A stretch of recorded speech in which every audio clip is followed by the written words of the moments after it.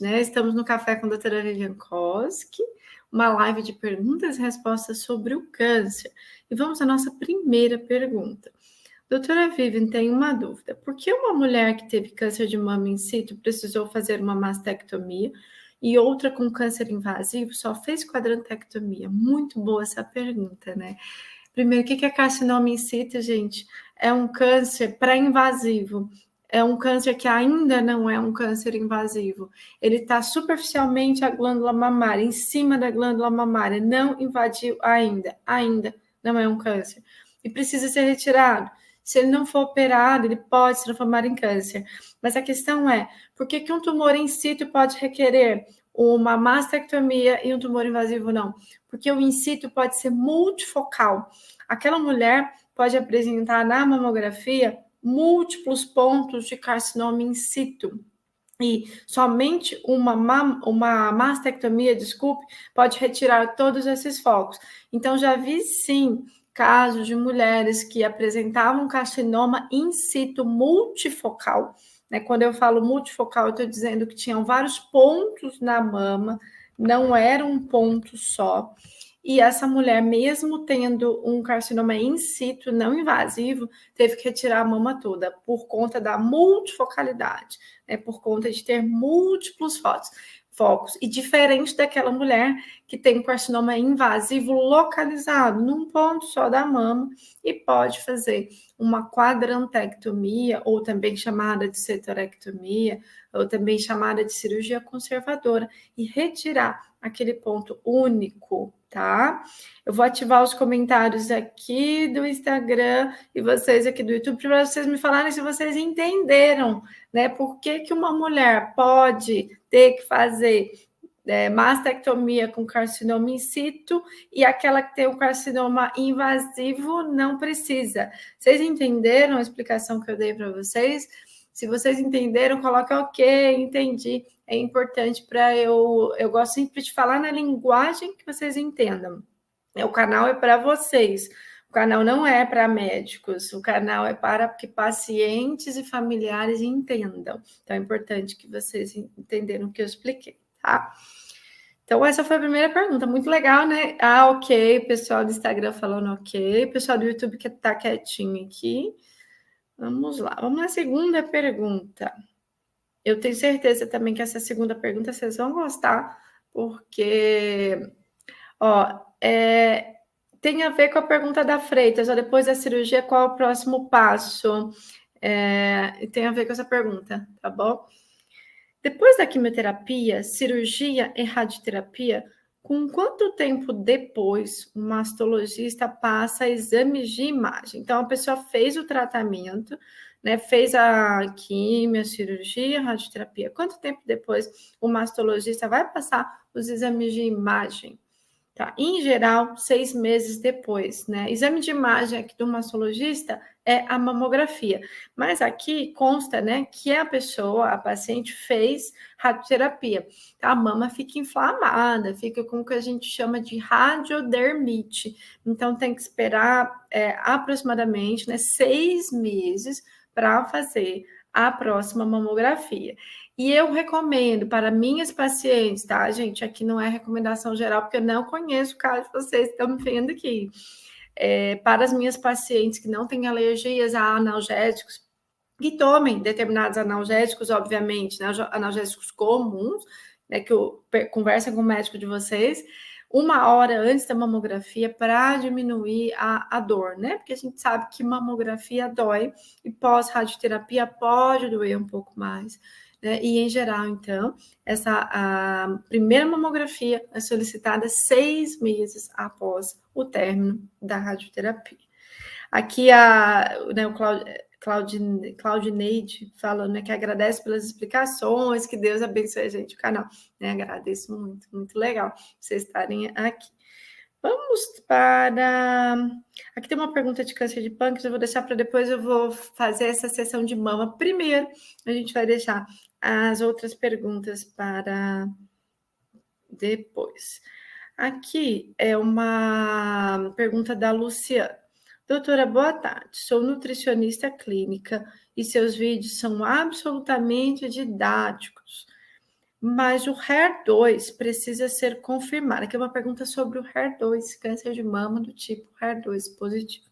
HER2 precisa ser confirmado, HER2 duas cruzes precisa ser confirmado, e o HER2 três cruzes são os triplamente positivos para os receptores hormonais? Mais ou menos, Luciana, mas vou responder em partes a sua pergunta sobre o HER2.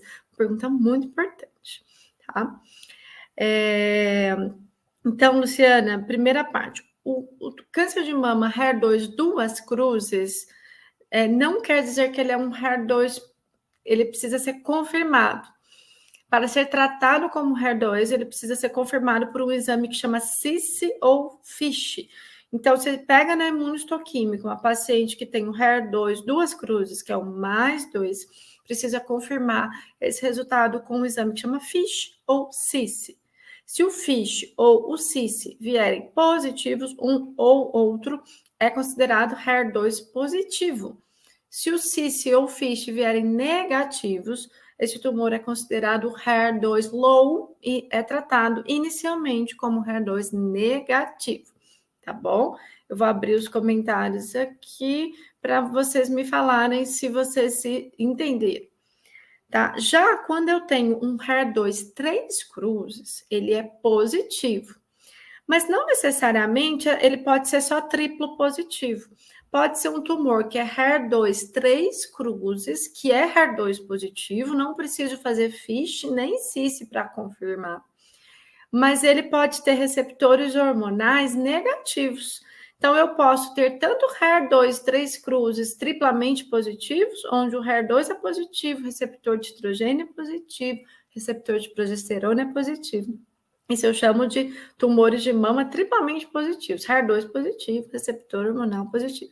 Porém, eu posso ter também os HER2 três cruzes, que só o HER2 é positivo, e a parte hormonal é negativa. Então, ele é um HER2 puro, tá bom? Se vocês entenderam, essa pergunta mais técnica, que foi de uma profissional de saúde, né, que eu dou as boas-vindas aqui aos profissionais de saúde no meu canal, é da Luciana, que é nutricionista, é uma pergunta mais técnica, então eu tive que responder também para vocês de forma mais técnica para tirar a dúvida aqui da Luciana, tá? Ok. Aqui, gente, quem quiser fazer perguntas, depois venham para o YouTube, por favor. Né? Quem tiver no Instagram e quiser fazer perguntas, podem vir para o YouTube para a gente migrar, tá bom? Vamos lá. Continuar aqui nas nossas perguntas.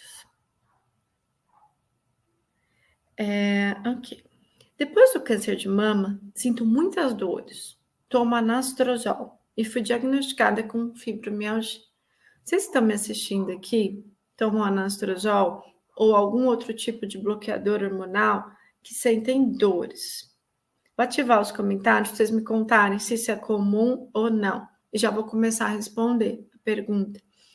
É muito comum as dores ósseas, articulares e até mesmo musculares, quando no tratamento do câncer de mama são utilizados bloqueadores hormonais. É muito comum, gente, infelizmente. Principalmente, né, anastrozol, letrozol, exemestano, tamoxifeno. E aqui, provavelmente, não conheço o caso de quem me fez a pergunta, mas ela disse que foi diagnosticada como fibromialgia, mas provavelmente não deve ser fibromialgia, né? Porque conhecendo os efeitos que esses medicamentos dão, tanto os inibidores de aromatase, letrozol, anastrozol, exemestano, assim como o tamoxifeno, podem causar dor articular. Isso é muito confundido na prática clínica, né, principalmente por médicos não oncologistas com fibromialgia. Mas na grande maioria das vezes, as mulheres que estão em tratamento com bloqueadores hormonais, né, quando tem as dores articulares difusas, isso é secundário ao medicamento e não uma fibromialgia, tá? Então aqui eu queria deixar um alerta para vocês, mas dizer, gente, que tem como melhorar essas dores. O que fazer para melhorar essas dores, né? Atividade física, alongamento, acupuntura, cannabis medicinal. Então, muitas coisas podem ajudar, né? O corpo em movimento é uma receita de sucesso para eliminar ou reduzir as dores. Eu tenho muitas pacientes que fazem atividade física regular e que não têm dores articulares, tá? Eu tenho esses pacientes, né? E tenho esses pacientes para contar a história para vocês aqui. Então, o exercício físico é a base, né, de tudo isso. O exercício físico, alongamento, e como disse, a acupuntura, a cannabis medicinal, a fisioterapia, em alguns casos, pode ajudar bastante, tá?